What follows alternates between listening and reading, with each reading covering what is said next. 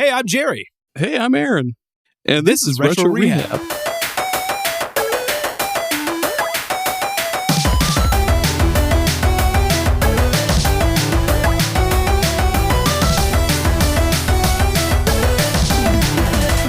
Welcome back to Retro Rehab, the greatest collaboration of all time.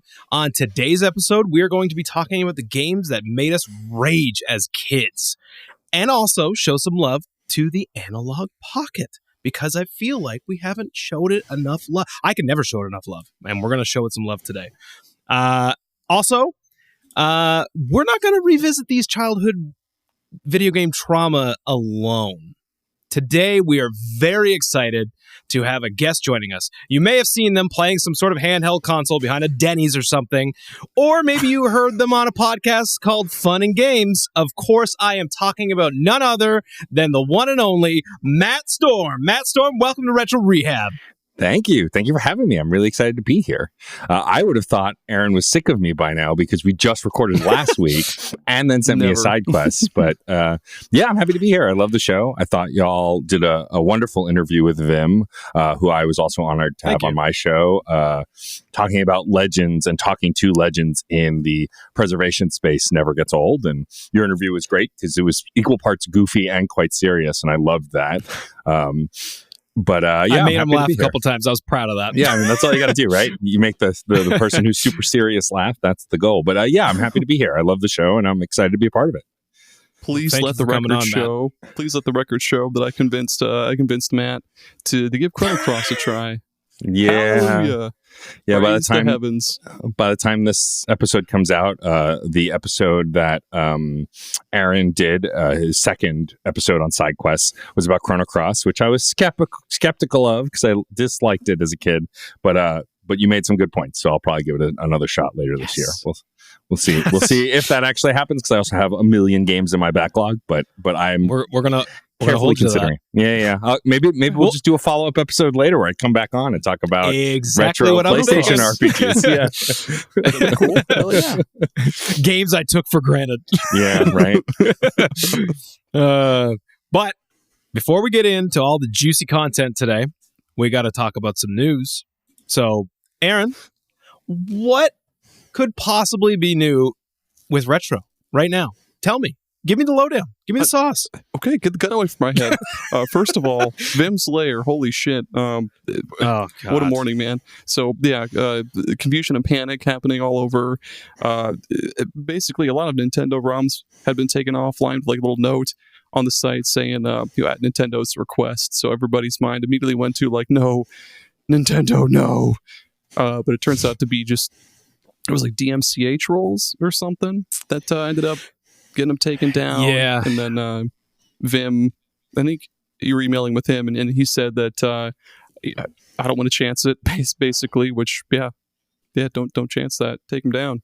He messaged me, and he was like, "Hey, by the way, I haven't forgotten about you guys," because he was going to post the episode on his website. But as you know, there's been just a mass panic over there, and I guess he's just been fighting with probably his ISP and just kind of trying to get everything sorted out over there. So, Vim, if you're listening, buddy, hats off.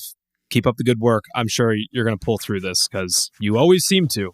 So I have faith. And all of us here on this podcast right now are big fans of you and the work that you've done over the decades that you've been active. So yep. Hang in there.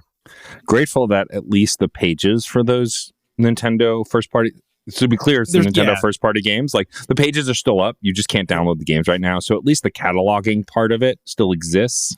And like apparently all of GameCube is still up though, which is weird. Yeah, it's weird. And like I checked a bunch of other like popular ROM sites, and like they seem to still have everything up. So it's curious, but I don't blame him for not wanting to chance it because like you know.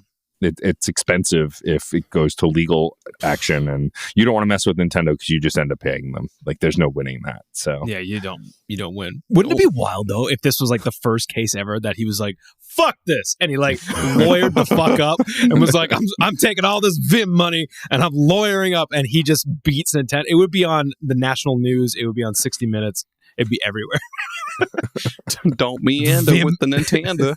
I don't know. I was trying to think of some cool like don't fuck with Nintendo slogan Vim they might have used. kills Miyamoto. That's like a cool anime like in court. In court. Yeah, there we go. Yeah. Never mind. Sorry. Minecraft. Yeah. Miyamoto drops all of his diamonds. What else we got? Oh, I'm doing it too. Okay. Retroarch is on the iOS App Store now. Yeah, that's insane. That's wild. Yeah. Retroarch and Delta now, both on the iOS store. That's and awesome. PPSSPP. Go Apple. Yep.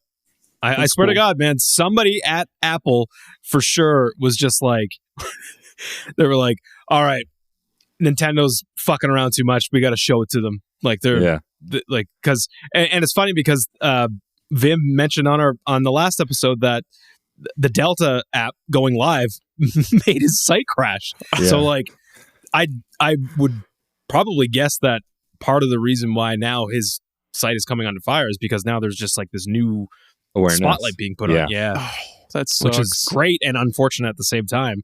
And I guess now that Retroarch is out and people that have been waiting for Retroarch, like myself, like I got nothing against Delta. Delta's pretty damn good for what it is. But like I am a big Retroarch fan. That's like where my roots in emulation have been for the last, I don't know how many years. So to see that on the App Store, like officially was like insane to me.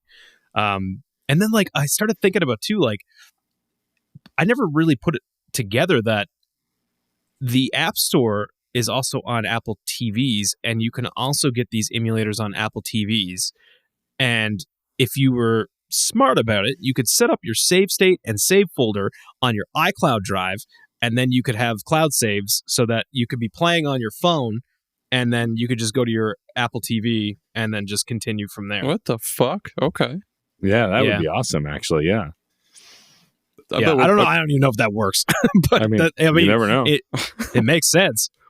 But what really happened was they were doing a seance to try to summon the spirit of Steve Jobs. They were like, "Oh, please, Steven Jobs, please help. What else can we do to make Apple cool again? Or well, not again. Apple's cool." They were like, "Yeah, what they can we do? What can we do to make Apple cooler?" There we go. And Steve was like, "Ooh, put emulation on the fucking App Store." Ooh, and then they were like, "You got it." And then they tossed out one of those Ghostbusters boxes and then sucked up his ghost. And then they were like, "You heard him." He's like, in the Apple ghost TV trap from Ghostbusters. Yeah. Sorry, I don't know why. Real quick, Aaron, can we get a check? Is Steve Jobs still alive? No, he's in the Ghostbusters trap in Apple headquarters right now. That's what they use for all of their cool. What's the name of the new CEO? What's his fucking something Cook? Steve Cook? I don't know. Adam Cook? Joshua Cook? Chef Bradley Cook? Chef Cook? Bradley Cook? Chadley. Oh man, he totally is a Chadley. Speaking of Cook, breaking news, Jerry, breaking news. Tell me, what is it? No more endless shrimp. Red Lobster closes nearly 50 fucking restaurants. They're liquidating like 48 restaurants and going bankrupt because of how much money they've lost off of endless shrimp in the past couple of years. I saw this article after we stopped talking last night. I saw this article while I was brushing my teeth about Red Lobster, and I was like, fuck, this affects me in a big way. This is important news for an important news show.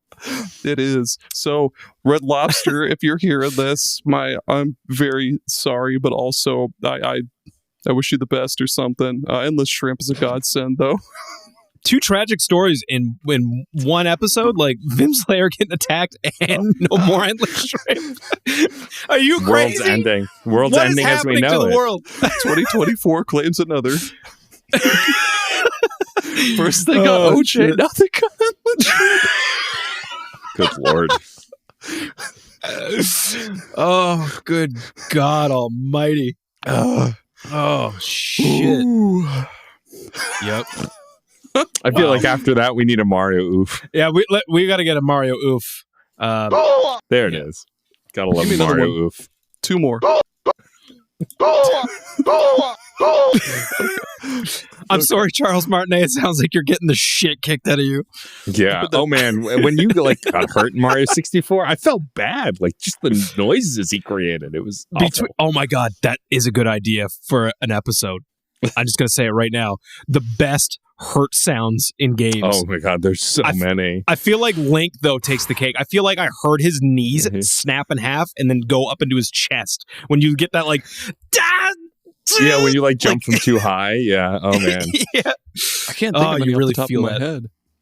Oh, there's lots. So there's dude, there's a million. Well, yeah, you'll just have to do an episode so you can talk about them all. Obviously. I mean, Okay. all right. Well, that's the news out of the way. Tragic news. Didn't mean to start off on such a fucking bummer, but Rip here we are. Shrimp. Rip you, endless baby. shrimp, and God bless Vim and his lair. Yeah. All right. Well, the topic today is games that made us rage as kids, and God knows, I raged a lot as a kid. I'm pretty sure video game rage taught me how to swear, and I recently said on an episode of Super Ghost, it was the first time, I was raised Roman Catholic, so not heavy religious in my household, but I had the big guy watching over me, or so I thought. The G-Man himself. The G-Man, and we were taught this is the guy that makes things good happen in your life. So every time things bad happened in video games, I would literally look up and be like, why are you doing this? Why can't you let me pass this level? Why, God, why? We're exercising some demons today is what it sounds like. Oh yeah, we're getting into some childhood trauma together here today. But before we do that, Matt, our guest question that we ask all of our guests, just to kind of get, a feel of who you are and how video games kind of shaped you growing up. The question is, what is your favorite video game memory? Such a good question. And besides just being a well-experienced podcaster, knowing that if I talk through my thought process, I can completely stall on the question and not have to answer it while sounding like it's completely intentional. This is amazing. There are a few, but I think the one that I'm kind of known for now-ish, I've told it a few times, I think it's just because it reflects the kind of pure joy that I still get from games now, but something that you can only really get as a kid. So on the side quest episode I did for Super Mario 64, which is one of my favorite Mario games of all time, I told the story about how the N64 was the first video game console I remember coming out. And what I mean is I was conscious within the world of video games enough to know when the release date was, to be excited for it, and to also painfully know when it was sold out everywhere. And the year that the N64 came out, I also turned 13 and I was bar mitzvahed that year, and immediately told my parents, that's what I want. I don't want anything else. I don't care. I want an N64. I want this new Nintendo console. I'm so excited. And of course, I think, so my birthday's in October. I think it had come out maybe just before that. I obviously wasn't able to get one right away and didn't have a pre-order. Pre-orders weren't common back then. So don't do the math about how old I am, but back then, especially Toys R Us, kind of all the video games were in kind of a back room. They didn't really have the big display cases they have now. You kind of just talk to a person at a counter and they would look in the back for whatever games were out and could bring you what you needed. You would bring them these little slips and then they would bring out the games themselves. Oh yeah, I remember that. And so on a whim, one weekend, I don't remember how far after my bar mitzvah it was, I begged my dad to take me to Toys R Us. Let's see if they have it. You never know. Can we please go? And so he took me. And so we get to the Toys R Us and I go up to this counter where this guy who could have been 13 or 35 or 50. I have no idea. It was that, because it's at that age where people who look older than you just look older than you. You have no concept of age. Had a mustache, dark hair. And I was like, hi, do you have the N64? And he's like, oh, I don't know. I'll go check in the back. Very nonchalant. Comes out with an N64. He says, looks like we have another one. I was like, awesome. So my dad bought me that and Super Mario 64. my co-host likes to give me crap now. He's like, I just created someone's villain arc because I took their pre-order because this guy wasn't paying attention. But besides this being someone else's villain origin story, I can't even begin to actually put into words how I felt when I got home with that Nintendo 64, because it was the first time I was that excited for anything in video games, and booting up Mario 64 for the first time felt like magic. Like, there's an electricity I felt only a few times in my life while playing a game. Like, specifically that I feel from video games. The other clear memory I have of it is when I first bought a Xbox 360 and Mass Effect 1 and played that for the first time on my own terms, because I'd played it at a buddy's house first, really fell in love with it, and then like within weeks after, I like scrambled to pick up a 360 just to play that game. And Mario 64 is one of them where like my mouth was agape. I was just dumbfounded by, how is this real? How is Mario 3D? Doesn't make any sense. And like, it stays my favorite gaming memory because it was, first of all, dumb luck. I love dumb luck. I have a lot of it in my life. And so that just happening to have the N64, even though it had been sold out everywhere, but then getting home and plugging into my tube TV the red, white, and yellow cables into the back of my TV, things kids don't know about these days, and playing this console for the first time, I couldn't explain to you what that feeling was like other than unbridled joy.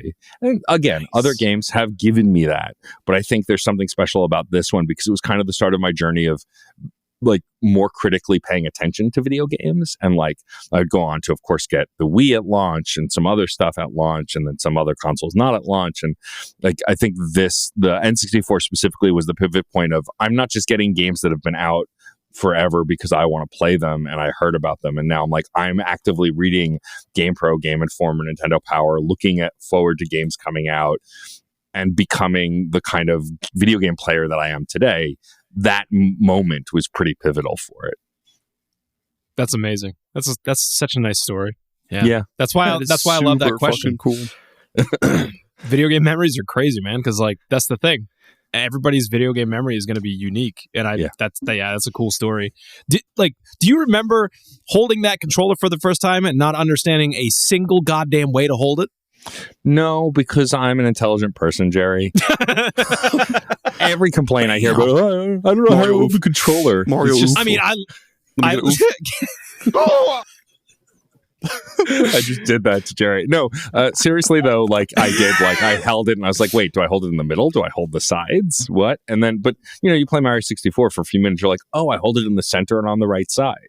And then if I need the D-pad, like it comes together, but it was confusing. One kid that I used to hang around with used to hold like the other side and you like stretch his thumb across. And I was like, what are you doing? I couldn't figure it out at first, but like, Jesus Christ, man.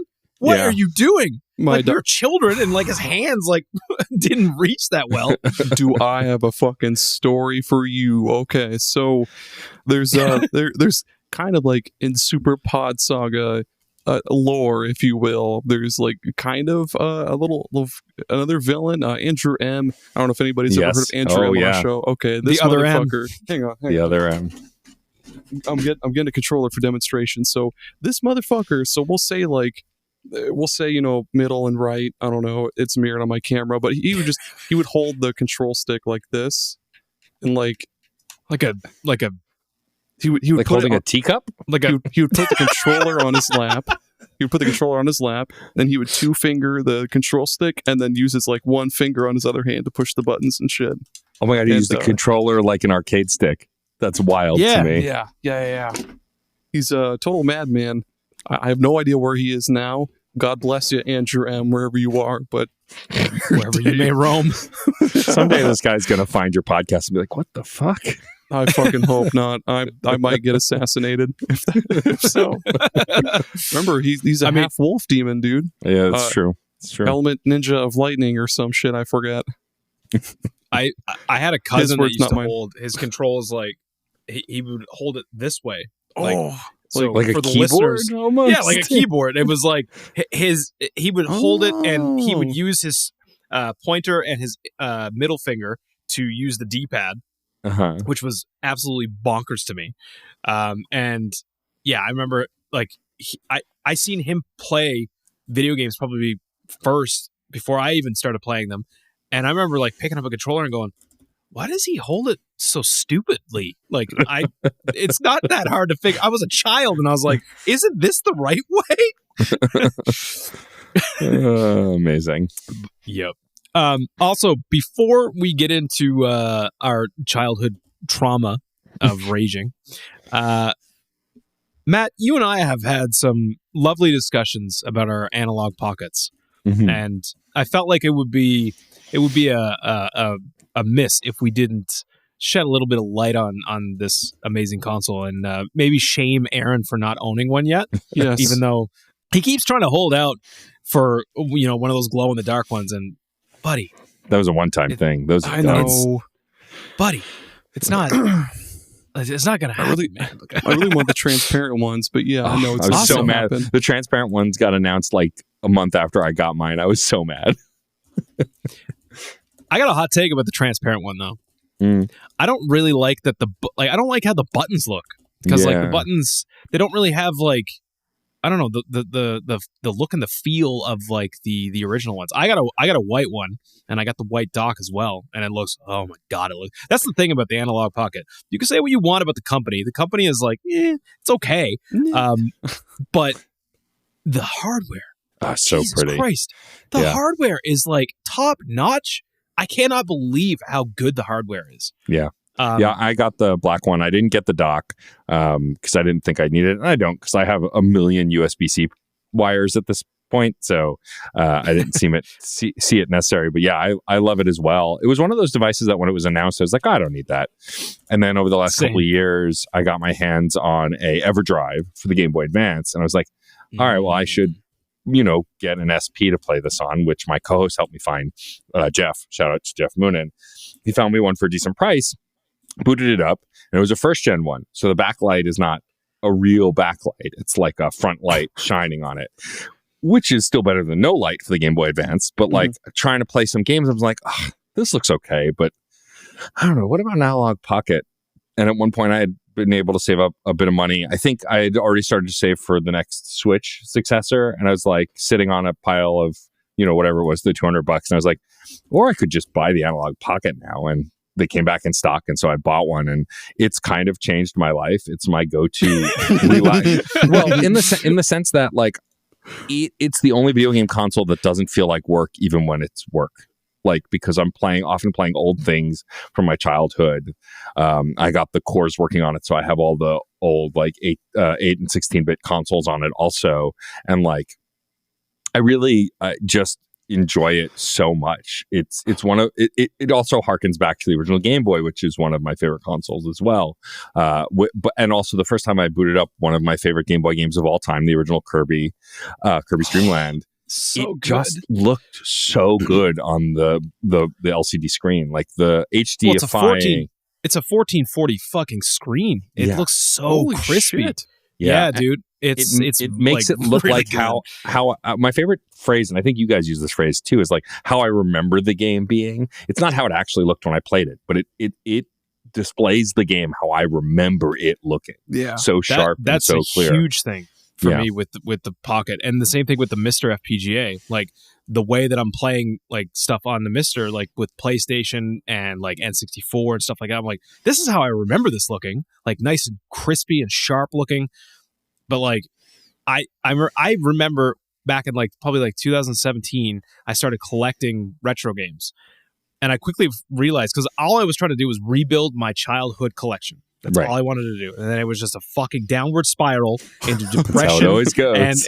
And I was just like my wife was getting mad at me because she was like, "How much money did you spend on Conker's Bad Fur Day?" And I was like, it doesn't matter. Fucking, we got to remortgage the house.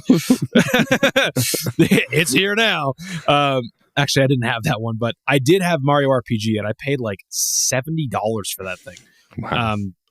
Yeah, and like that, it just became a thing where I was like, oh, this isn't viable. And then I also was just hooking up to like my flat screen TV, and I was like, this looks like shit, and like it felt like shit. And it's because like those TVs and those consoles don't work well together, and they never were supposed to. Also, like, you're missing like stuff like scan lines, and like that's what the Analogue Pocket does so well. Like, especially with some of those other like non-official analog cores that have now implemented all the different like filters and stuff. Holy shit! The filters for Game Boy Advance are a game changer. Yeah. Like, I love the original SP filter is the one that I always go with, and it's so holy shit, it's good. Yeah, it's also awesome to see these games as they were meant to be seen. Like, my favorite thing about my favorite handheld console of all time is the Game Boy Advance. It has one of the best libraries, I think, in video games. But the thing about growing up with the Game Boy Advance is I never saw those games as they were intended to be. I didn't see Metroid Fusion, one of my favorite games of all time, as it was meant to be seen until it was on the Switch, until they put it on there, because the colors were just so washed out and they had to adjust the colors to like fit the prep for the washout or whatever, and it never looked as good. And then I'm lucky enough now to have a physical cartridge of Fusion. I popped that into the Analogue Pocket, and it's just the prettiest that game has ever looked. And it's a pretty Metroid game. It's a very good looking Metroid game, but like, same with Wario Land 4, one of my favorite platformers of all time. That one, like, some of the best music design on the Game Boy Advance, and the weirdest, and it sounds so good on the Analogue Pocket. The speaker, like, it's not the best speaker, but I think what it needs to do for this, it works so well. Yeah, it's just again, all the FPGA stuff is always like striving to be as accurate as possible. Yeah. And I think that's what's so amazing about it, is just like, this is a new console that is like perfecting and even going above and beyond what the original console could do. Yeah. And it's like, it's basically the Game Boy Advance Plus, or like if Nintendo re-released a brand new version of the Game Boy Advance, like, it's fantastic. And it's funny, like you mentioned about you didn't need the dock. I actually mentioned to Aaron, if he's not going to build a Mister, which you should, but I don't know. I'm good with the Amber Nick, man. I'll give you a testimonial on that after you give your spiel here. But like the cool thing that the dock does is it basically turns your Analogue Pocket into like a Switch kind of thing, and it kind of does act like a little Mister. It doesn't have the same capability as the Mister. Like, I don't think it's a replacement or even an equal to the Mister, but it's a really cool, like, I guess like a companion to the Mister, because like you can hook up your controllers and stuff. It has like extremely low latency. It's got all the things that you want. So it's pretty cool. I tested it out with some stuff, and it's basically, because the dock itself has some sort of FPGA chip in it as well. Mm-hmm. So it's fantastic. I can never say enough good stuff about the Analogue Pocket.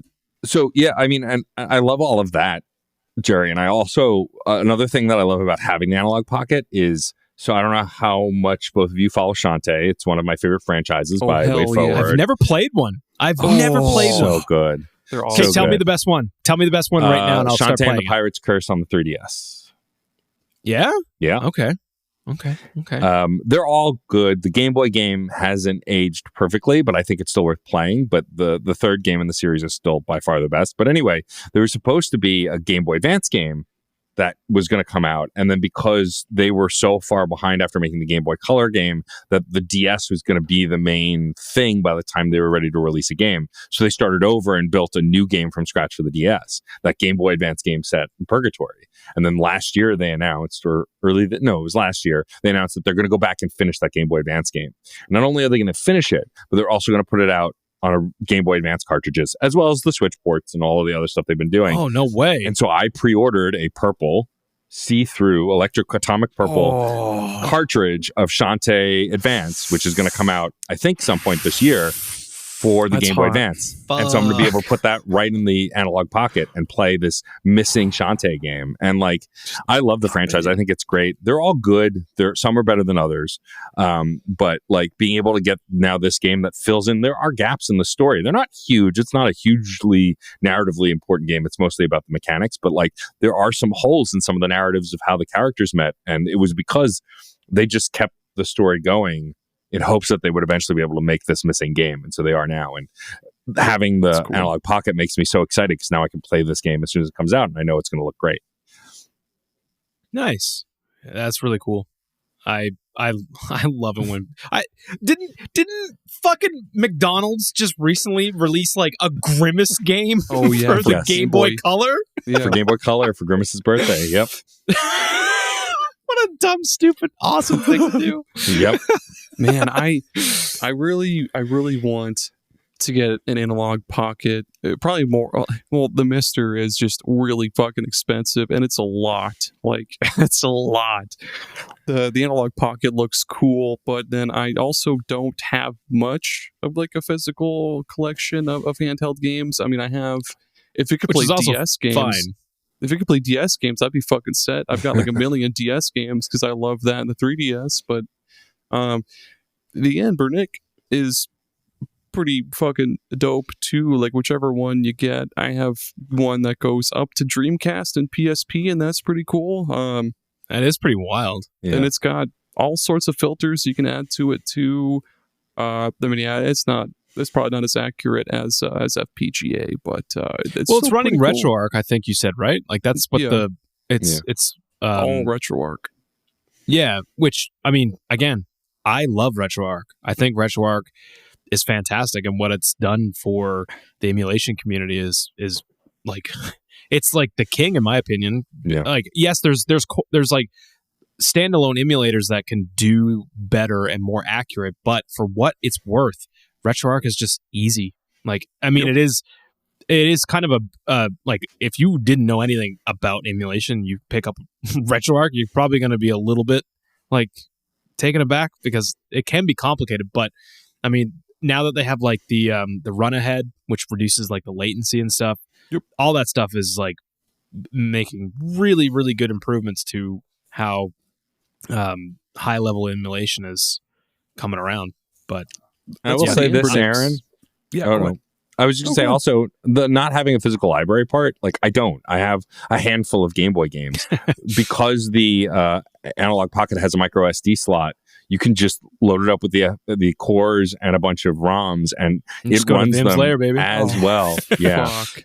and so like Yeah, dude. I'm carrying around Game Boy Advance, Game Boy Color, NES, SNES, and Sega Genesis and Game Gear, all on this device. And if I Nice. downloaded them, it can also run. It has a core for the Neo Geo Pocket, so like you can just load it up with ROMs, and then just it could be your all-in-one I have device. every single Game Boy Color, Game Boy Advance, like Jesus. I have every single game for both US and Europe and Japan, and I also have every like I keep up on the translations too. So like anytime a ROM hack, I have like separate folders for ROM hacks, translations, improvement hacks. Good lord.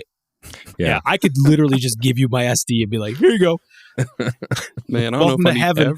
I don't know if I need every single fucking You do. Game Boy Advance. Yeah, you all the do. Shreks and all the Shark Tale Yeah. and the Dude, you licensed gotta have games. all those fucking Powerpuff Girl episodes on like the Game Boy player. Oh my God, You those need those on horribly the go. compressed. Packed down to like Hang on, guys. I'm just 100 gonna go pixels. watch Shrek for a second. I just gotta catch the first 20 minutes of Shrek real quick in The, fucking 140p.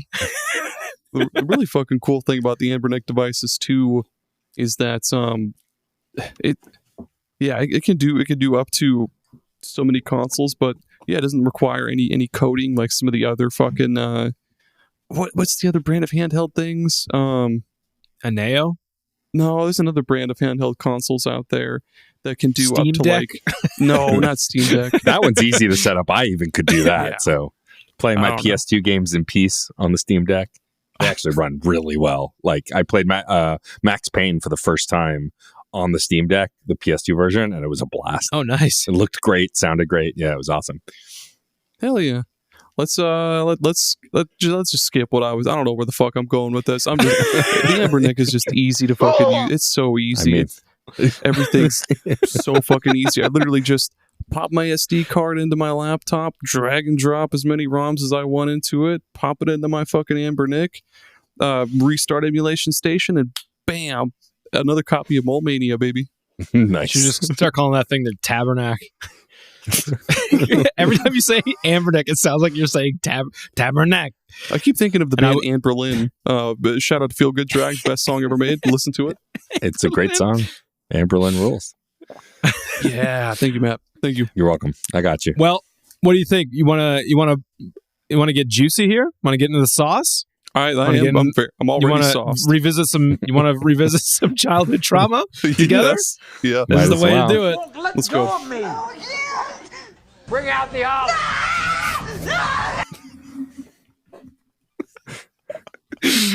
Bring out the olives. All right. It's time. Shout out to Andre from Fine Time. He and I love. We have a shared love of olives. Sorry, Jerry, continue. Yeah. Oh, I mean, you did give me that sweet tip about putting olives in beer.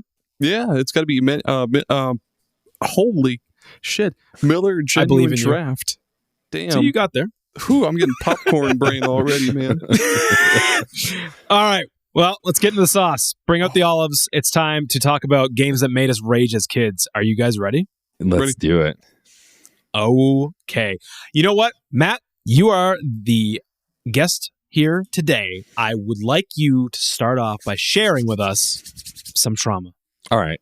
Well, let's start with a game that I feel like is pretty universal because anyone who's played this game stops at the same place and gets angry at the same part. So we're going to spend a little time talking about the Teenage Mutant Ninja Turtles game for the NES, the original game based on the comic book, top-down levels, side-scrolling levels, and that goddamn bomb mission at the dam.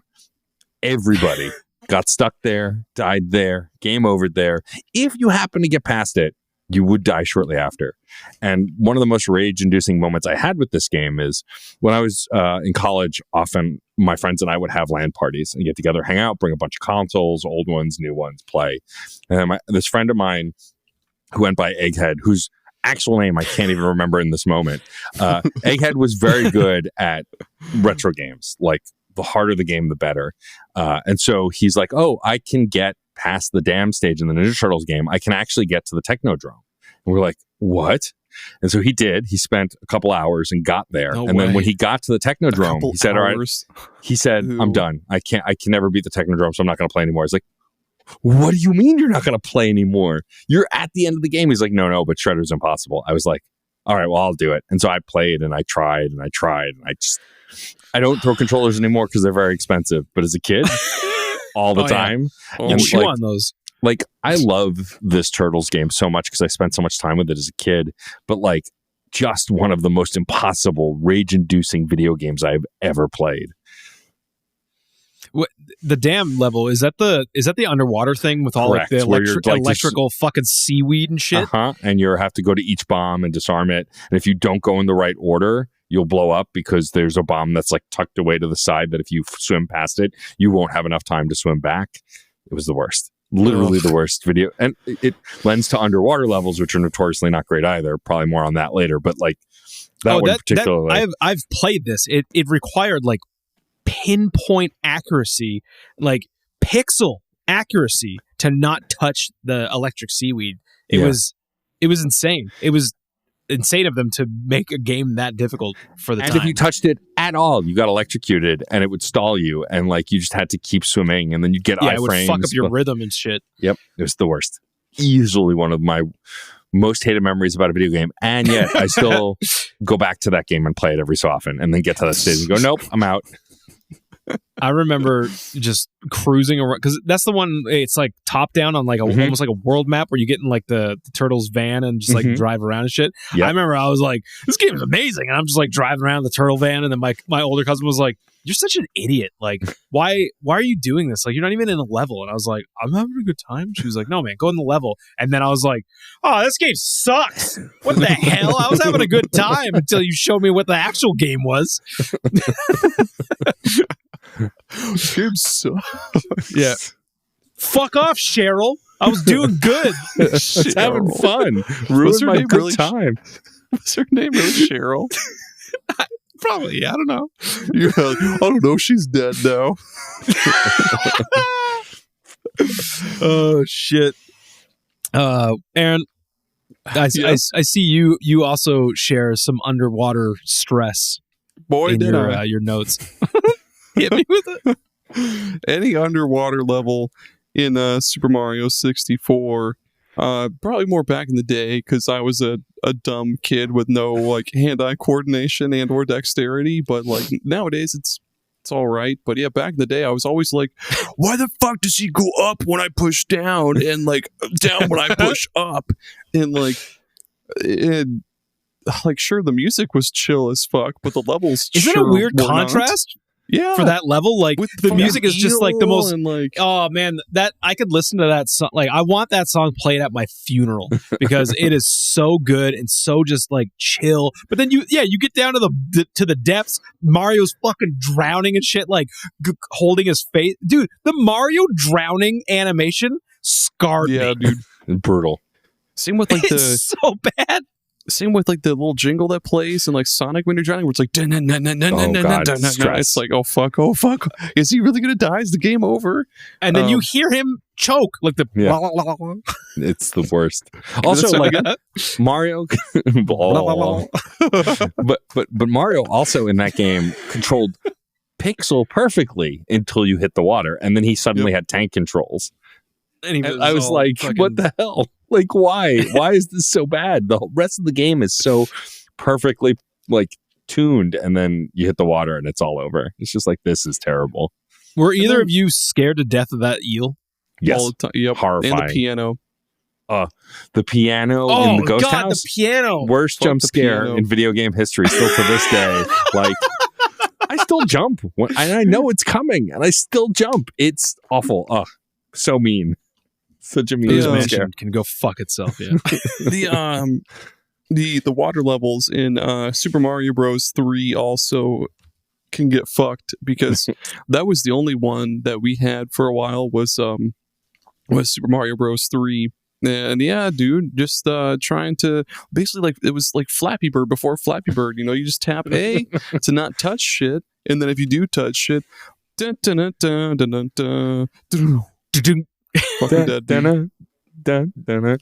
yeah, I mean, unless you had the frog suit, then the swimming was easy. You fucking rip around in the frog suit, but unless you're on land, yeah, then you're screwed. Man, you know what? Fuck Nintendo, double fuck Nintendo, because fuck Nintendo for earlier about Vimms Lair, and also fuck Nintendo for making us think how good this frog suit was for like the first couple of water levels, and then they're like, oh, now you're gonna go on land, and this goddamn fish is gonna try to eat you, and you're gonna feel like you cannot control the frog suit now because you're just like hopping around shittily and this giant fish is like jumping out of the water.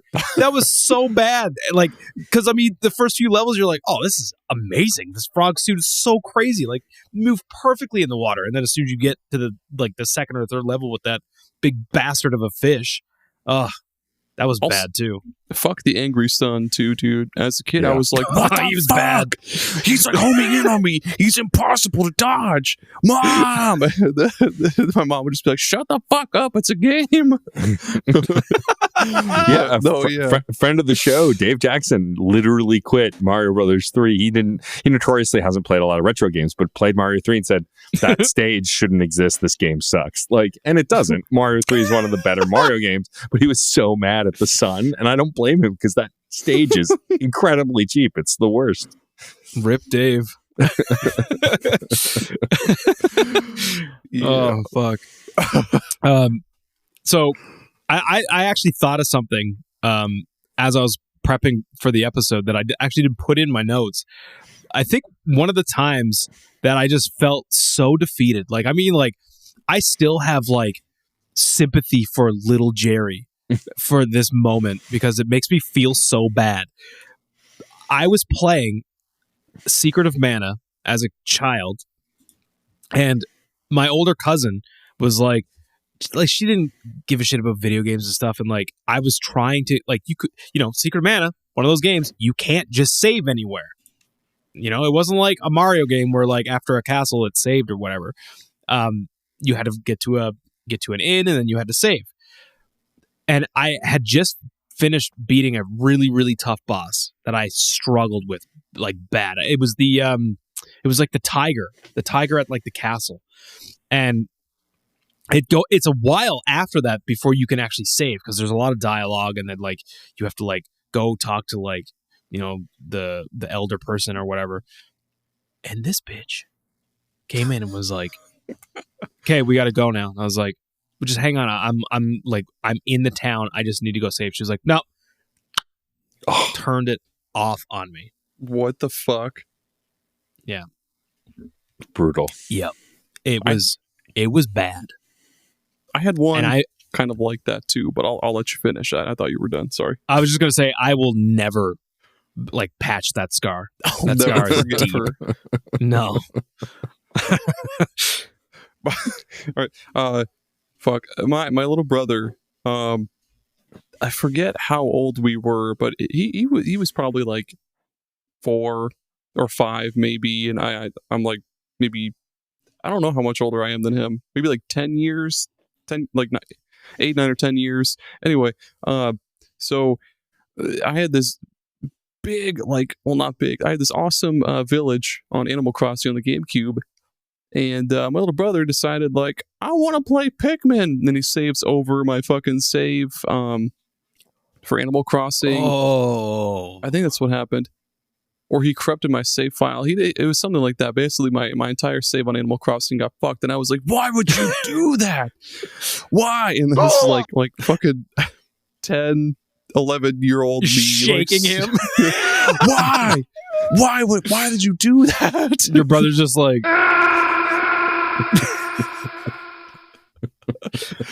Oh man, he's the olive lady, like, ah. Yeah, that sucked. Yeah, I think we all have like trauma related to save issues or not saving, or like, oh god, like thinking a game auto saves and then realizing it doesn't. Like the first Mass Effect was notorious for having the worst autosave system. Really? Oh yeah, like you had to manually save often because it would only save when you entered a dungeon kind of area or building, or if you like left a planet. But like if you did a bunch of stuff and didn't enter any kind of building or dungeon and then died, you would go all the way back. You don't just go back to the beginning of that fight. In the later games, it does that. But yeah, you had to like pretty much save scum on the Xbox 360 to get through that game just to make sure you weren't like set back 3 hours. And there was definitely a time I was fighting like a Geth juggernaut, and like it owned me, it hosed me in one shot, and then I ended up losing like 3 hours of progress and had to play through a whole chunk of story. Like, I think this is when you go to get Liara and like just had to get through the planet again in the Mako. It was the worst. I was so mad. I wanted to flip my TV. I love that little Mako though. I used to love. I learned to appreciate the Mako more after playing Andromeda, which ultimately I ended up enjoying. But I hated the vehicle in that game. The vehicle in Andromeda almost killed me. I hated it, and I was like, God, I missed the Mako. That's at least predictably ridiculous.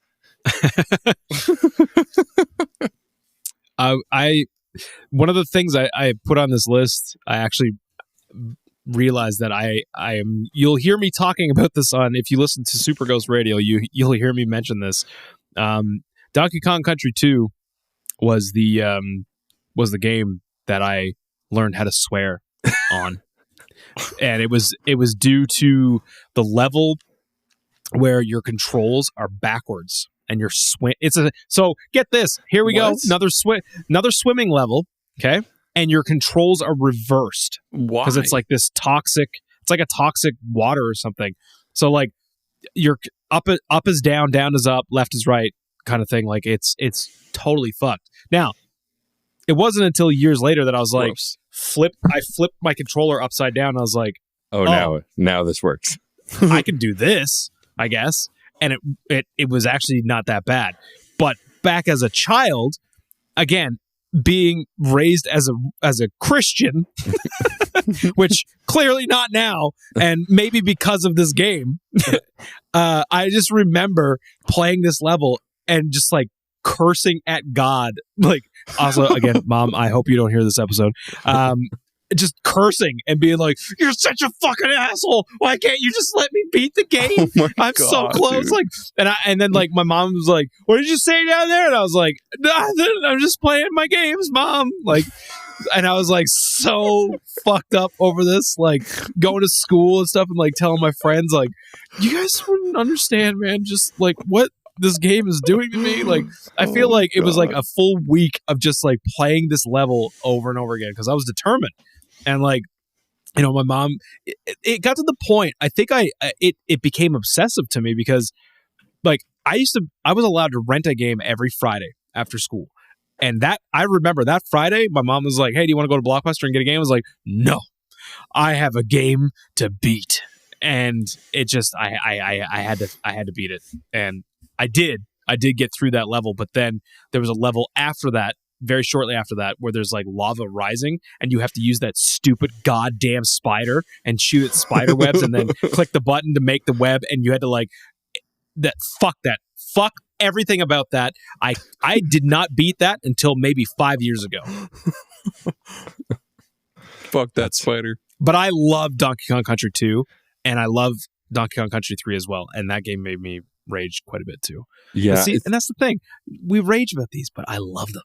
Yeah, I recently talked about this with some friends. Like, I remember that game being my favorite of the Donkey Kong Country games. But I also know so many people who've played it recently who said it's like really difficult. And it's like, well, I haven't played it since I was a kid. So maybe it's just rose-colored glasses. But I raged on a lot of games as a kid just because of their difficulty and unfairness. I mean, the big one that I have on my list is Battletoads for the NES. Famously, one of the more difficult beat-em-ups. And I forgot until very recently, made by Rare, one of my favorite studios. And like, I love the Battletoads game. Except for the bikes levels, the motorbike levels make me want to throw my Nintendo out the window. It's just, and then at the end of the motorcycle level, you have to fight rat something. I can't remember his name. The big motorcycle rat, biker rat, and it's like it's the level itself is hard enough, and then you got to do a boss battle at the end. It's just the worst. And it's like the third level, so I know the first two levels of that game so well, and then that third level on the bikes, I was just like, this game sucks. Even I know people that are good at that game that are just like, yeah, fuck this level. This is bad. Like, and it's almost like luck, like just being able to get through that and properly have, you know, yourself intact with lives and health to be able to beat that boss and then continue on. It's so funny how there was like kind of like gatekeeper things in some of these games that just was like, that's as far as I've ever seen in that game. The hard wall. Yeah, I never got really far in Castlevania 1 until I had save states on the Switch. Like in the old school days, it was just like I got to like the third level or the fourth level, whichever level has when you actually fight Frankenstein. I think that's the third level, and that was it. Like I would fight him, I would die, and then that would be it. I wouldn't want to start over. But yeah, Battletoads now I could probably beat because I would just save state after every wall I pass. And then if I hit a wall, I would just rewind. But like back then, there was none of that. And it felt impossible to pass that stage. Yeah. My brother and I, back in the day, not the one that I like nearly shook to death because he annihilated my save on Animal Crossing, my stepbrother. Never shake a child, please, folks out there listening. Yeah, please.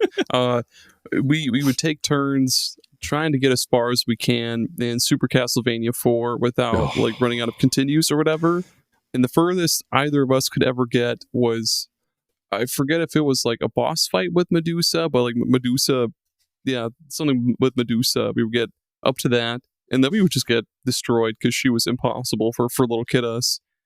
Then we would just move on and play Killer Instinct and beat the crap out of each other. As most kids did. Yeah, the first Castlevania game I think I ever beat was probably Symphony of the Night, because all of the Nintendo and Super Nintendo ones were just, they felt impossible to complete without Game Genie, at least. Thank God for emulation. Thank God for save states, because I don't know how anybody can make it through like the original Castlevania without save stating that shit. Like I would just tear my fucking hair out. I'll be like, what do you mean? Where are these floating fucking Medusa heads coming from? Like, the worst. Between the knockback, knockback. Between the knockback and then the if you walk off a ledge, like you fall like a rock, like the no momentum jumps. It's just, that game felt impossible to finish. I pride myself as being pretty like pretty good at like those types of like the Mega Mans and like the Castlevania games. I'm really good at them. But I'm with you. I had to use save states on Dracula because like when it gets to the point where it's just like that you're standing on like the fucking pillars, man, come on. Seriously, That's just unfair, come dude. on. That's just unfair. That's Suck my ass, Dracula. Gladly. Dracula, just like notorious ass sucker Dracula. I mean, there could be blood back there. You don't know. That's true. So this is unrelated. Don't mind my hemorrhoids. I used to hate taking medicine as a kid because cough syrup tastes like shit. I'd be like, no, I'm not taking it because I'm a kid. Fuck that. And my parents would be like, okay, well, if you don't take your medicine, you're gonna get a shot in the ass. I was like, no. So I would always have to get shots in my butt because I didn't want to take cough medicine. So yeah. That consume my shitty child stories, internet. I mean, it's all related to childhood trauma, right? It's all the same. It is. I'm still terrified of needles as an adult, and I'm a grown ass person, and I still hate needles. I don't cry anymore. I don't like getting blood taken. Yeah, I don't like that. Yeah, I'll get like a shot. Yeah, fuck cough syrup, especially if it's cherry. What? It's not cherry. It's a lie, dude. That's a fucking lie. Tastes like medicine. That's what it tastes like. Big Pharma's tricking us into thinking this shit's cherries. You know what's funny? You know what's really funny? Like big fart. Childhood trauma. I thought for years I didn't like cherries because the only time I ever tasted cherry was from fucking cough syrup, and I was like, nah, I fucking hate cherries. And then I remember trying a cherry blaster, and I was like, do cherries taste like this? And people were like, no, not at all, but like it's good. And then I remember tasting a cherry for the first time, and I was like, oh my god, this is amazing. Is this what cherries taste like? Yeah. Or they had like the Robitussin had like the grape kind that absolutely did not taste like grape. It's like I love grapes. Yeah, or fucking like a grape slushy. Here's like no, it's totally different. They may as well just call that bleach because that's all it's fucking disgusting. Wait, do you drink a lot of bleach comparatively to know what it tastes like? Just curious. Just throwing it out there. After my cousin turned off that Secret of Mana that time, I was looking for a jug of shot bleach. of NyQuil and a shot of bleach. This fucking bitch Cheryl, dude. Take a shot, take a long drag off of your cigarette. 10-year-old Jerry, like chain smoking cigs. It's a hard knock life for old Jer Bear. Oh man, what's next? What's next on the docket? Who is next? I don't know, man. I don't. Matt, give us some trauma. Sure. I remember being so excited for Sonic to get his first 3D game on the Genesis. I was like, this is going to be it. This is the next wave of Sonic the Hedgehog games. And we got Sonic 3D Blast, one of the worst isometric games I have ever played. And like, it's truthfully not the worst game I've ever played. Game. Like, it's just so piss poorly controllable. Yep. Like, Sonic has weird momentum. Aiming is impossible. Trying to kill enemies is impossible. Having to find all the flickies feels impossible. Like, it was just one of those games that just it's just the game didn't control. It wasn't the worst controlling game I ever played, but it was just off enough that I think it was worse. Because at least in bad controlling games, you can kind of like get used to consistently bad controls. But Sonic 3D Blast just almost never controlled well or the same, and had absolutely no momentum. Like, Sonic would stop on a dime and also would take forever to gain speed. It was the worst. And by the time you do gain speed, there'd be 3 enemies or a flicky that you missed or a ring that you need to get. It was the worst. I hated that game. Made me want to throw my Sega Genesis down the stairs. I feel like that was a very ominous precursor to what 3D Sonic would eventually become, because 3D Sonic can be good, but not very often. I was about to tell you to hold your goddamn horses because the first two were really fucking good. Sonic Adventure 1 and 2 are two of the best Sonic games ever made. Yeah. I'll stand by that. And I think Sonic Frontiers isn't that bad. I think it could have been a lot worse. Really? Yeah, absolutely. You know what? I wanted to play Frontiers and I never got around to it. The open world colors too. Like colors is pretty good, but like being able to run around in an open world as Sonic or an open zone was incredible. The stuff they put in the open world is kind of garbage, but like the actual flashback stages and the story are really good. Like it's not perfect, but it's the best controlling 3D Sonic game in a long time besides Generations. And Generations was like hybrid 2D, 3D. Sorry. Don't get me started. You're talking to a Sonic super fan. I'll defend. I like Sonic Spinball. That's how you know how broken I am. Oh, speaking of Sonic, shout out the Thrax. Yep, Sonic Spinball. I can get behind that, dude. Yeah, I'm not even gonna. I'm not gonna test you on it because that's a good game in my eyes. It's a good game. Pinball game. It's not the best pinball game, but it's a good pinball game. But yeah, Sonic 3D Blast blows, and it's impossible to control, and makes me want to throw controllers. Oh man, you heard it here first, folks, from the Sonic lover himself. Yeah, holy shit. While we're on the topic of that, I remember going to my, this is kind of one of my picks. I'm just going to like shove Jerry out of the way for a minute so I can get this one in before I forget. I also jotted it down, but whatever. So my family. Tell us. Okay. In my family, we would go over to my aunt and uncles, a different aunt and uncles for Thanksgiving or Christmas.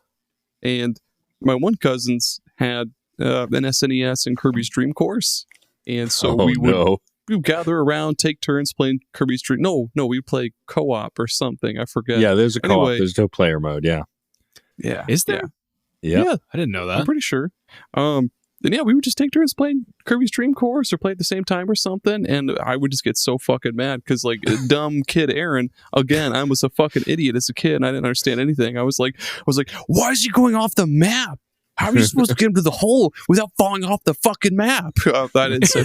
I don't know if I said fuck as a kid or not. I probably did. You should. But yeah, I would always get so mad at Kirby's Dream Course, and they'd be like, "Okay, kids, dinner," and I'd be like, "Yes, finally, I don't have to play this bad game anymore." I'm gonna eat my rage away. I'm actually gonna eat those Brussels sprouts tonight. God damn it! Hey man, Brussels sprouts are good. Don't knock Brussels they sprouts. Are. Rule. Yeah. Worst lie we were told as kids because they are delicious. A roasted Brussels sprouts with like a little bit of like salt and pepper and like throw a little bit of rosemary on there. Anyways, this is not the time and place for this, but I could talk about Brussels sprouts. Dude, yeah, they're just little mini cabbages, man. Who the fuck told savory cabbages for my mouth? Yum yum yum. Yes, please. Another one that people like. You always see cartoons like, no, I don't like vegetables. They always have broccoli. Like, bitch, broccoli's great. I fucking you know where those people are now? They're dead. They're dead. They died young because they didn't eat their broccoli. Thank you, Matt. Mystery solved. Yeah. Eat your fucking broccoli, folks. Don't be afraid of it. You heard it here first. All right, you can go. I'll hit you with another one. Earthworm Jim. Oh, I love these games, but I know where you're going. But I love these games. Earthworm Jim is fantastic. I would say that is the best game that Interplay put out. Yeah, and they put out a lot of games and like good games too. Like, I mean, some people shit on like Clay Fighter and stuff. I'm like, Clay Fighter was fine. Yeah, Clay Fighter's not bad. I remember having a good time. Boogerman, I used to rent that all the time. That was another good one. And I think they did Professor Monkey Furhead. Yeah, I don't know why I keep pointing up for all these shout outs, but yeah, shout out to Professor Monkey Furhead. Yeah, Earthworm Jim was fantastic. However, I remember renting it, it was hard to get through the first level. Yeah, and I remember being very confused by the fact that I don't know what it was about that game. That game seemed like it was more mature than it should have been. Like, I mean, it definitely was on some level. Yeah. It was something about the humor and stuff, and just like, I don't know, something about it was just like, I feel like I shouldn't play this, but I love it. Then when you get to the second level, what the heck? And you're in hell, and it's playing that like fucking classical. I don't know what the name of it is. I think is it a Beethoven song or something? Dude, it's that classical like vocalize the song for me. Dun, dun, dun, dun, boom, boom, boom, boom, boom, boom, boom, boom. It's like something like that. I don't know. I'm going to cut that out because that was a terrible vocalization of what it actually is. But yeah, it's like playing this classical music and it's horrifying. You're in hell. But the funny thing is, Night on Bald Mountain. That's the song. Night on Bald Mountain. Yes, that's it. Mm-hmm. Yes, and it is terrifying to hear that as a child while you're playing a game where you're literally in hell. Like you're in hell, and everything is trying to kill you. Like every little flame is like popping out of nowhere. And I just remember being like so frustrated, so scared. And then the music changes from that like super tense, like horrific music, and you hear a record scratch and it goes and it's just like this elevator music. And man, I feel like this game was like fucking with my head because I was just like, I don't know how to feel. I don't know how to feel anymore with this game. Like it's so funny, but also I'm so scared. And once I finally was able to get past what the heck, after I think I had to run it like 2 or 3 times to get past that level. And I was like, oh my God, yes, I finally beat this level. And then it throws one of the hardest fucking levels I've ever played at you right after that one. You're in a goddamn bubble, like little ship thing. And you have to, it's almost like weird tank controls. Yep. And like it has like a certain momentum. And like you have to glide through this level. And you can't hit like the rocks and stuff or else it cracks. And it's so stressful because the more you hit it, the more the cracks appear on the thing. And like, there's no way of knowing how many hits you could actually take. Not to mention, you have a fucking time limit to get this thing done. Dude. So like, you're rushing, but you're also having to like not hit these rocks and capsize poor Jim inside this poor Jimothy. Jimothy, no. And yeah, like there's no way of telling how many hits you could take until it literally just goes and it breaks and it's so abrupt and then he just dies. And I was an adult before I beat that level. Yeah, the only reason I beat any of those levels was because I used Game Genie back then, because like they were impossible. And also you had to do the submarine thing multiple times because you would like connect to these other like tubes and then you'd run around and fight some stuff to get more air or something. Yeah, wasn't it? and then you would get into another one. It was the worst. Yeah, it was brutal. I think the only thing harder than that made me rage was in Earthworm Jim 2 when you had to run with the pillow. Oh, for Peter puppies. Puppy, yeah. Pete's puppies, man. He's like throwing these stupid fucking puppies out of a window and you got to like bounce them over. And then if you miss, he turns ravenous and rips you to pieces. That was fucking terrible. And also, worst. Oh my God, Matt, do you remember the bungee jumping level? Mm-hmm, with Major Mucus, and you had to like bump into him enough to break his bungee cord. But when you bump into each other, both of your bungee cords start to break, and you have to like bump him into the rock so his breaks more. It was the worst. It was awful. Aaron, I need you to play Earthworm Jim through. I need you to do it. Because I need you to get on our level. I played a little bit of I forget which one. I think I actually Earthworm Jim on 64. God, no. I that played game's an the first abomination. level of that. Yeah, it sucks. Yeah. I played the first level of that. It's terrible. I think I have the special edition Earthworm Jim a Sega CD ISO on my Amber Nick, so I'll get right fucking to it. Nice. A fun little aside though about Earthworm Jim. I'll tell you something. That soundtrack sounds way better on Genesis. Oh yeah, one of the best Genesis soundtracks. Yeah, it was designed, I think, for the Genesis, which is why it didn't sound as good. It has on like the Super that Nintendo. griminess, that dum dicka dum dicka dum dicka dum. It's got like the griminess of the Genesis, and yeah, there was games that sounded way better on Genesis just because of that like gritty, grimy like soundtrack that it was like the limitations of what they had to work with, but yeah, it just sounded way better on Genesis. Hell yeah. So play it on Genesis if you're going to play it. Well, okay, For realsies. fuck Sega CD then, I guess. I mean, Sega CD's basically a Genesis. That's true. That's true. That is true. Whose turn it is? Is it, it's Matt's turn, right? Yeah, I believe so. So this is the last one I have on my list. And so we come from an era in retro games of the best and worst licensed games of all time. Like the Nintendo Disney Afternoon games on the NES, some of the best stuff. Tailspin, Darkwing Duck, the original Aladdin? DuckTales, Aladdin on the SNES and Genesis. Lion King. Oh, No. no. Lion King's not good. That one was awful. Oh, my bad. Yeah. I love how Aaron's like, and Lion King. We're like, shut the fuck up, Aaron. We also got some of the worst licensed game ever. And I think one of the earliest ones I played that was so bad was the original Home Alone, which the SNES and the Genesis versions were different. The SNES one was kind of like this. You had to go find items and set traps, and then like it was so weird. They didn't give you really, like, you had to prep for the attack of the bandits and the wet bandits, and it was like this kind of tower defense, kind of sim something. It was awful, and like the combat was awful, the gameplay was awful, and I remember just renting it and getting so mad at it, but loving the movie, so I wanted to play this game based on this movie I love. That still holds up in my opinion, especially the first one, but like I would get so mad at this game because it was so unfair. Wasn't the soundtrack really shitty too? Yes. Wasn't it just like one looping song for like the majority of the game? Correct, and the sound effects didn't always work. Yeah, it was bad. The sound effects didn't always work. What the? Nope. Yep. That's cool. Perfect game. 10 out of 10. 10 out of 10. Hell yeah. Hell yeah.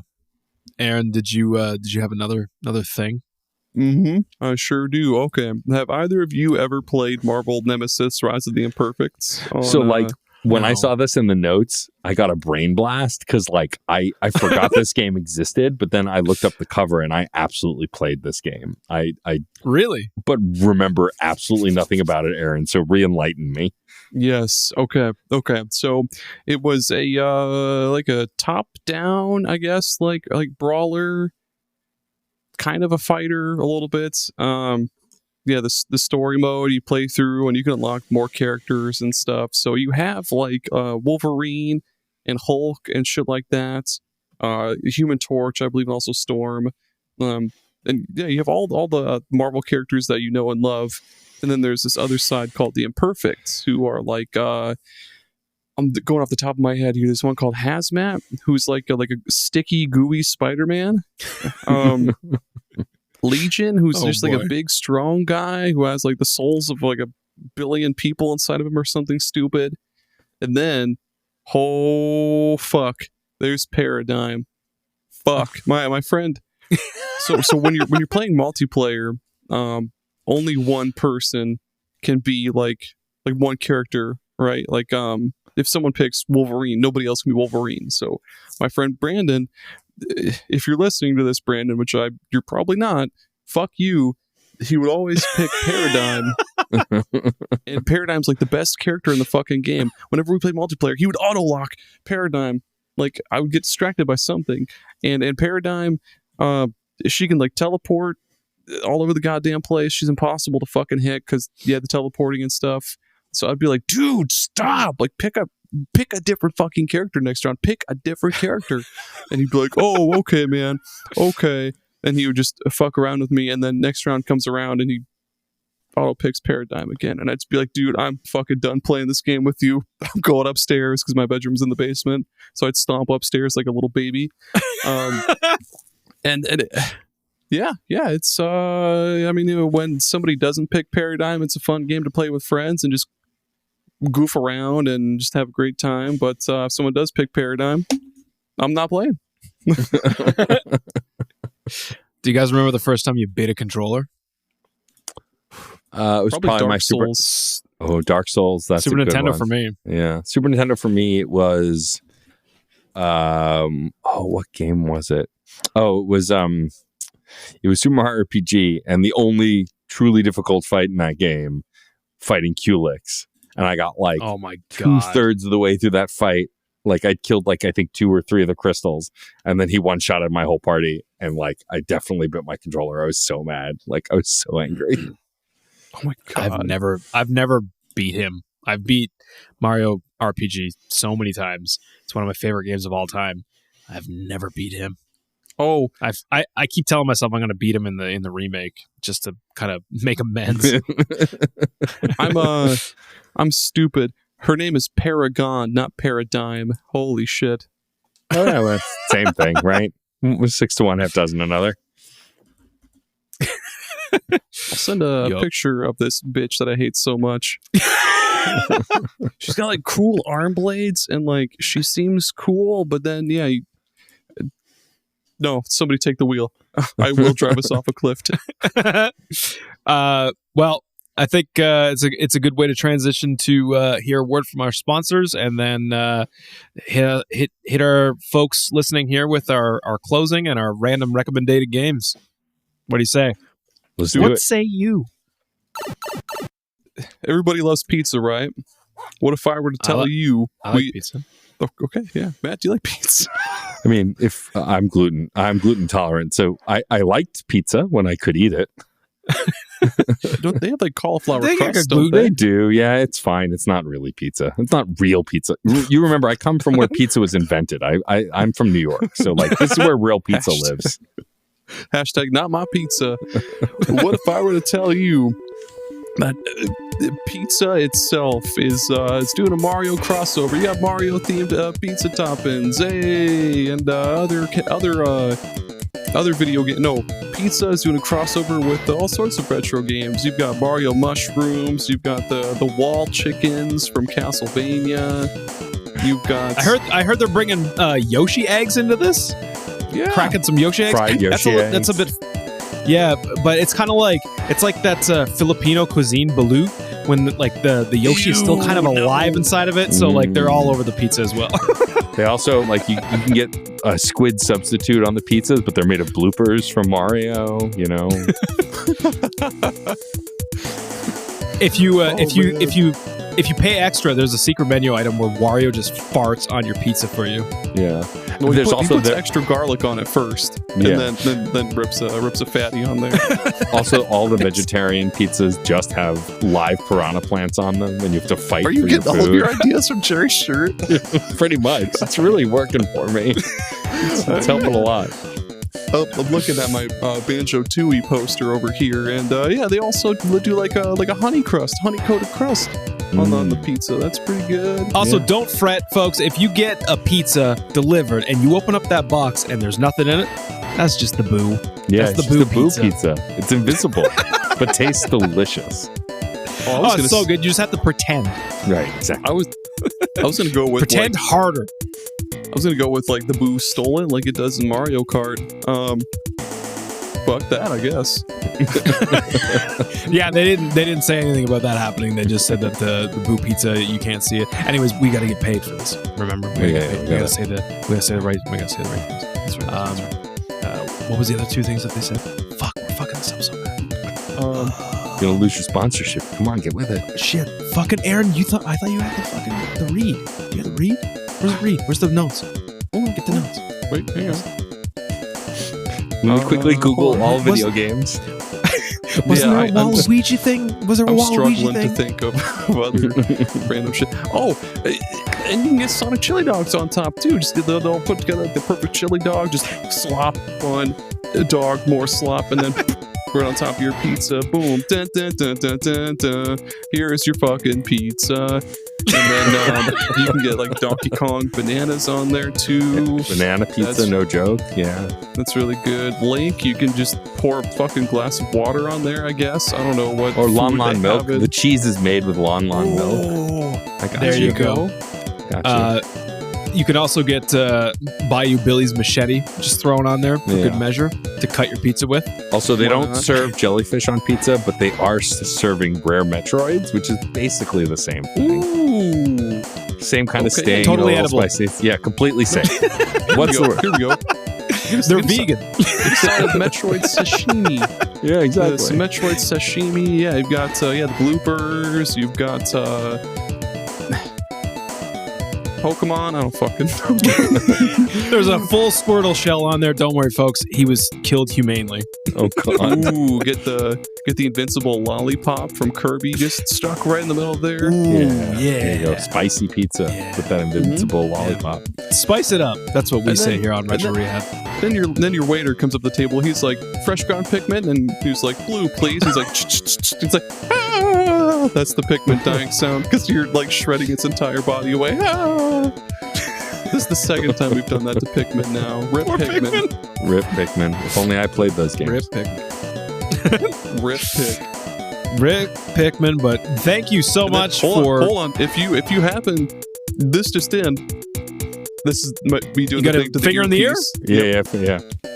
Like the reporters do. This just in. If you happen to get any kind of like acid reflux or criminal indigestion or something, Dr. Mario, head on over to Dr. Mario's.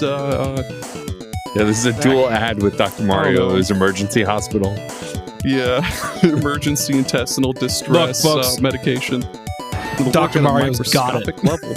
Just like Osmosis Jones, it works at a microscopic level. It'll form into like a little human being and like walk around your body, be like, hey, you see, I need your clothes. It starts off, I need your clothes, your boots, and your motorcycle, and then it hunts down. Is Osmosis Jones voiced by Arnold Schwarzenegger? I truly don't know. That one. This is like Osmosis Jones, like Terminator. Is it a Chris Rock?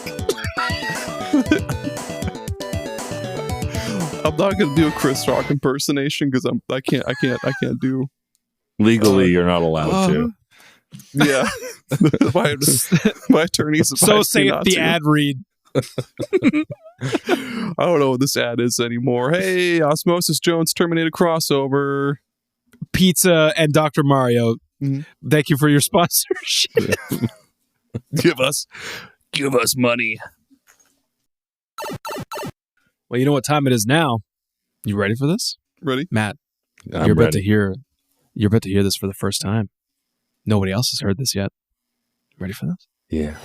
Random recommended games. Amazing. Glorious. Love it. High tech. You gotta add some like laser sounds in the background. You're like pew, pew, pew, pew, pew, pew, pew. Like way too just throw them.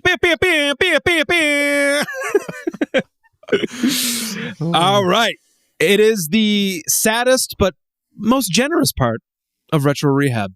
It is when we have to bid you adieu until next time. However, we always leave you with a nice parting gift.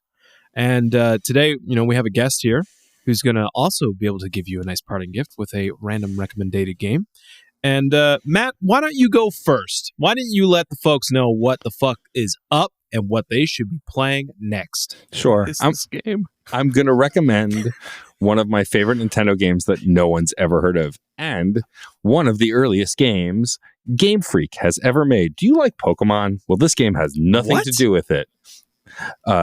Since I was a kid, I've been playing a game called Mendel Palace. It was one of Game Freak's earliest games, and basically what it is, it's a dungeon crawler where you pick, I think, from one of like 3 or 4 different characters, and you slide these like playing card tiles on the ground to slide people into walls, and they shatter. Ooh. And it's like, and you explore each stage, beating all the enemies on screen, and then you move to the next stage.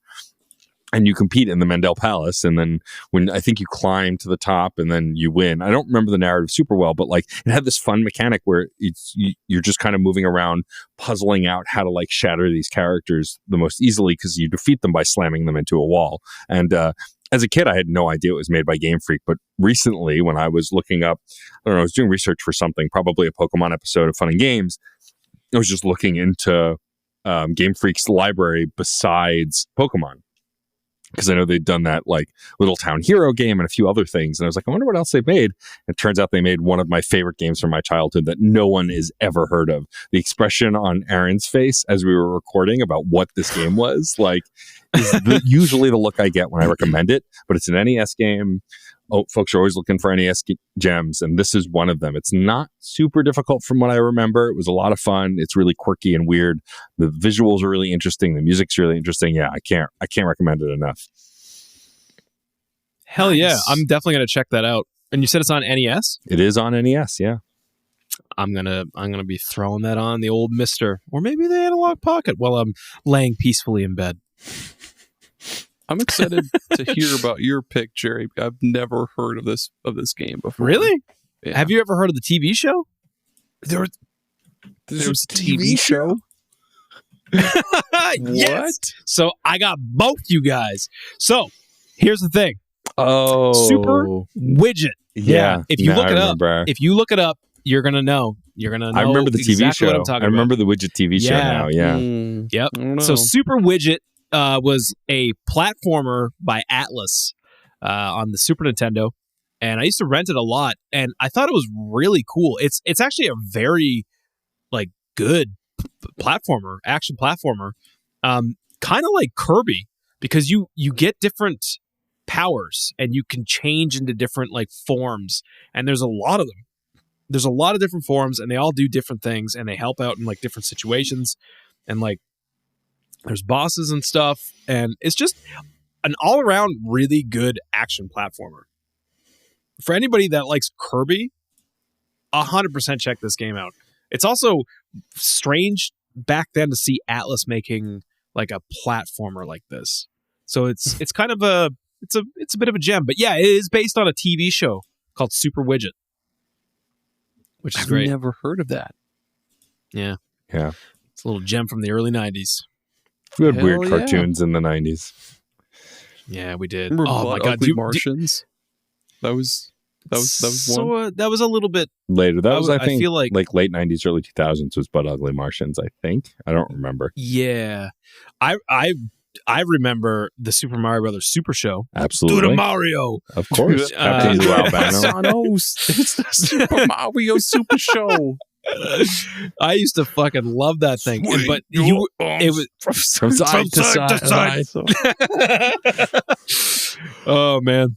I remember being treated when you would get the Zelda episode every what was that? It was once 2 a week? Every 2 weeks? Like a week or 2 weeks, yeah, something like that. Yeah, every second week or something, you get the Zelda episode. And it was just oh man, the Zelda episode. Excuse me, princess. I can't believe that Jesus is the first version of Link that we've had voiced. The first and only Link that we've had voiced. Correct. And that's what he sounded like. If he doesn't say excuse me, princess in the new live action movie, I'm leaving. I'm walking out. I hope that he doesn't say a goddamn thing until the very end and just goes, excuse me, princess, and just says something super super sassy, super serious. Yeah, some sassy Link. Don't go there, girlfriend. Hey, my random recommendation. It definitely not as old as your guys' picks, but Valkyrie Profile: Covenant of the Plume. It's a DS sequel of the. It's a DS game. So yeah, there was the first Valkyrie Profile on PS1. And there's Valkyrie Profile on PS2, right? Yeah, PS2. Yep, and this one was on DS. And instead of being a dungeon crawling, I guess side-scrolling RPG, this one's a tactics RPG. Oh, ooh, yeah, man. And it's fucking brutal. It's so fucking brutal. So, yeah, your characters, they all have their own unique, if you've played the first couple of Valkyrie Profile games, each character is really well fleshed out. They have backstories and shit like that. They do the same thing in Covenant of the Plume, except the main character, I forget his fucking name. He makes a contract with the with Held, goddess of the underworld in Norse mythology. And basically every stage she has to accumulate a certain number of I think it's sin or something. And basically if you don't, and you accumulate that by doing a certain amount of damage to enemies every turn. And then there's other tasks you'll have, pick up this item or use this item or whatever. And if you don't, all hell will break loose in the next 1 or 2 stages, because it'll summon these fucking impossible to kill monsters. Because there's also this other mechanic called the plume, the titular plume, where if you're stuck, you're between a rock and a hard place, you can straight up sacrifice a character, like permanently kill them to super boost one of your characters, and they'll learn this new like super ultra move that you can keep forever based off of that That's character. wild. And yeah, it's great. Like I said, it's difficult though. It's super fucking difficult. It's fun, super satisfying, and it's dark as shit. Wow. Hell yeah. It's great. It's good shit. 3 really like different games here on these recommendations this week. But yeah, that's it. That's I mean, it's in the title. What it's all about. Yeah, that's so Raven. I don't know what else you want from us. Jesus Christ. This is what it is. There's only so much we can do on the show. But unfortunately, that brings us to the end. First of all, Matt, I want to thank you so much. Thank you so much for coming on and do this. This was absolutely fun. And it's been long overdue to get you on something that all 3 of us could do something on. And this is chef's kiss. Couldn't have been better. It was a blast. Thank you for having me. I love podcasting with you both. We had a blast on Super Pod Saga doing an episode about who we'd want to grab drinks with. That was a lot of fun. Rip Slip. Forever. Rip Slip. I forgot about that. But yeah, this was a blast. I'm honored to be one of your early guests. It's a great show. I love that someone's doing a show focusing on retro stuff because, I've been playing video games since the Atari 2600. So there's a lot in the past that I really still love, and it was a blast to relive and work through some trauma together. I think it worked out really well for all of us, and I'm pretty sure we could probably do another hour on games that make us angry, and who knows, maybe we'll do a sequel. Maybe we'll do a part 2. We definitely got to do the Chrono Cross follow-up. I mean, I have to now. I've committed to it. People are going to be wanting that. Yeah, it's true. People be saying that. The folks be clamoring. Yeah. Before we go, can we check to see if Milli Vanilli is still alive? Yeah, check it out. One of them is not, dude. Wait, hold on. It's not just one person named Milli Vanilli. It's a group. Did you not watch the documentary? Yeah, it's like technically it's like a group of people. And they didn't even sing. Yeah, so Milli Vanilli were like actors, and then there was a group of I think 3 or 4 4 like different soul singers who did their music for them, and they were like just the faces. They were also the same people that did Boney M's shit. Because the same producer was like, yeah, man, Boney M, we're just going to get these people that are the face of the music, but like these other fucking guys are going to do the music for you. Oh. So, yeah, and one guy's dead. Yeah. Oh my God. The guy that was like, the guy that was like jacked is dead. Frank Farian, the producer of Milli Vanilli, he's so cool. Hang on, let me get I don't mean to keep you guys, but like, hold on. This person, this is the way to end it. Look at that hair. There's no way that the hair on top of his head is real. There's no way. There's actually no way. It's so red and then like real. This is just a photo of Jerry without his beard in like 30 years. We're gonna need another Mario for that one. Yeah. Let me throw a Mario oof out to the Mario. Yeah, Mario. There it is. Get one more. Get one more in. Yeah. All right. Well, Matt, please plug and promote anything and everything that you're doing right now. Well, I won't plug everything because we'll be here for another hour and nobody wants that. But I think the show that I do a few things, but the show that I think folks will identify with the most is Fun and Games, which you mentioned at the top of the show. I host with the incredible Jeff Moonen.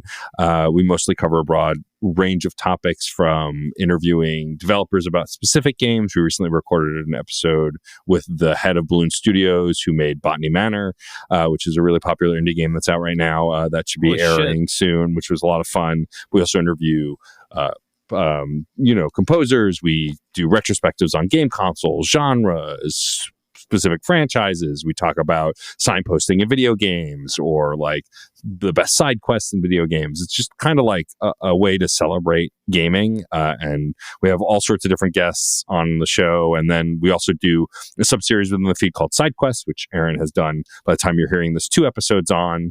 And it's a different host every episode talking about a game they love and why they love it. It's a judgment-free zone. You just get to monologue for 5 to 10 minutes about why you love the game and share your love of that game with the world. And that's born out of, I don't know if you've noticed this, but the internet tends to be pretty negative about video games lately. What? And so this show was born out of seeing a screenshot of the new Paper Mario on Switch, mind you, just a screenshot, and someone going, that game's going to suck. And I'm like, because of a screenshot? What Origami King? Yep. It's like, what can you read from this? That game was awesome. Yeah, it was. But it's like, what can you read from a screenshot that you know this game is going to be bad? And so anyway, that inspired me to start this series, and it's been great. We're over 300 episodes now. It's wild, and so that's fun.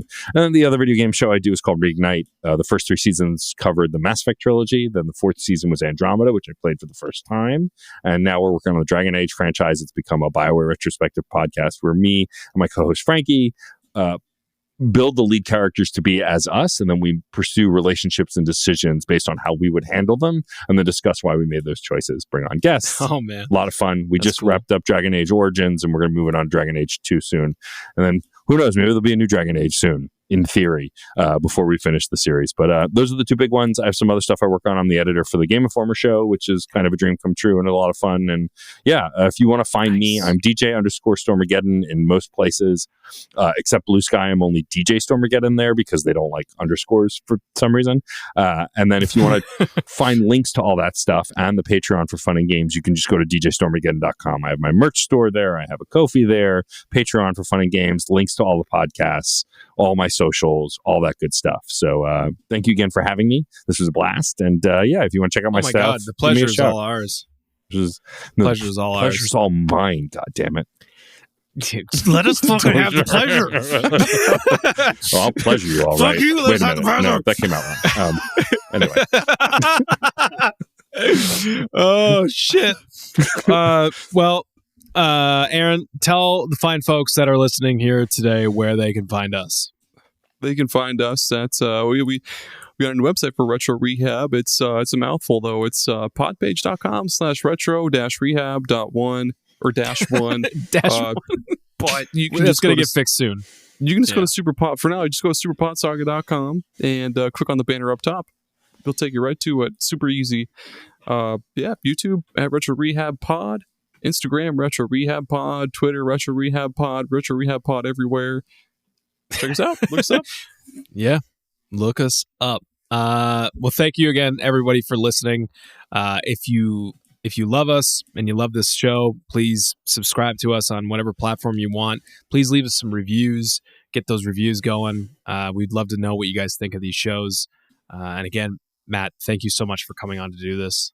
This was absolutely so much fun, and we're gonna have to. We got like at least another 2 or 3 episodes we gotta cover off with you. Oh, well, so twist my arm, why don't you? Yeah, you're not going nowhere. You just stay right here. You just stay right where you are. I'm trapped. I can't get out of the podcast. Sorry. Anyway, but in the meantime, Aaron is gonna work on beating Battletoads with the Dark Souls banana controller.